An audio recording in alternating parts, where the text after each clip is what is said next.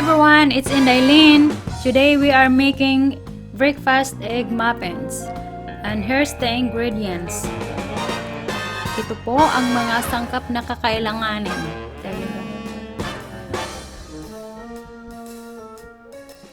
Una, gumamit ng 8 itlog. And scramble.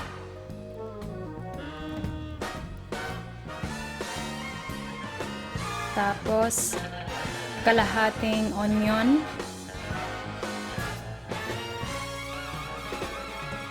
Kalahati din ng red bell pepper.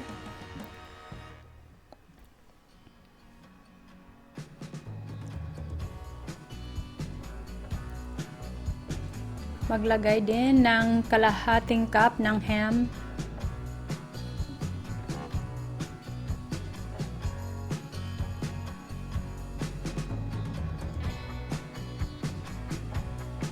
And kalahating spicy sausage.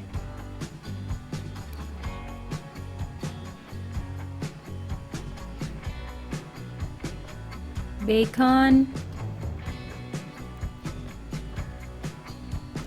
Magtira po for toppings mamaya.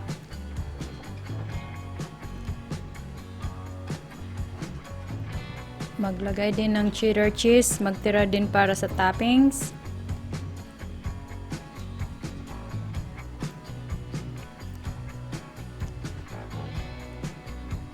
Heavy cream.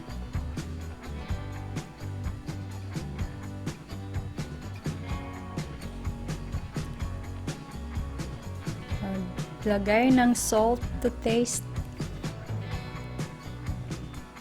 At black pepper.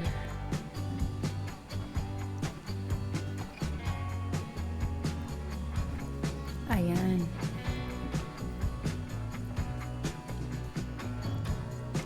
Haluin lang po. Maglagay din tayo ng hot sauce. 2 teaspoon or kahit anong hot sauce meron kayo sa bahay.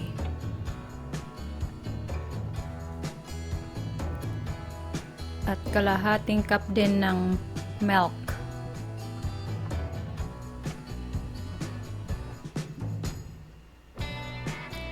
And haluin lang. Ilagay din natin ang baby spinach. Naka-chop na po siya.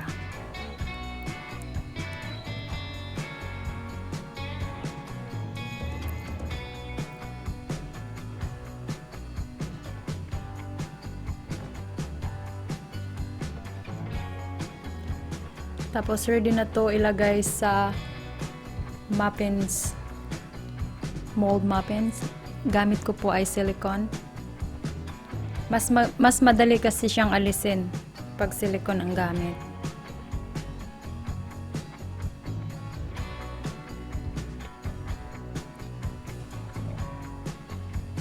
Yan, lagyan lang po siya. Make it sure na mayroon ding sahog sa loob.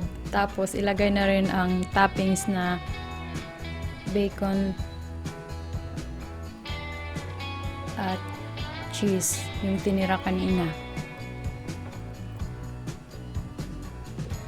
Don't forget lang po linisin yung yan bago i-bake. I-bake natin siya mga 20 minutes sa 350 Fahrenheit. Ayan na po. Mabilis lang siya. Madali lang siya gawin. Healthy pa.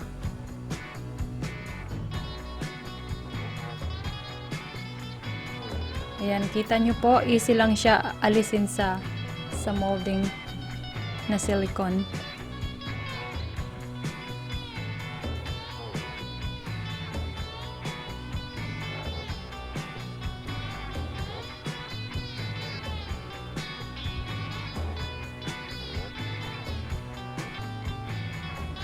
Ayan na. Madali lang guys. Ayan. Looks so yummy. At saka yummy talaga siya. Masarap po siya. Tcharan! Thank you guys for watching. Don't forget to like and subscribe and share na din po. Magandang buhay!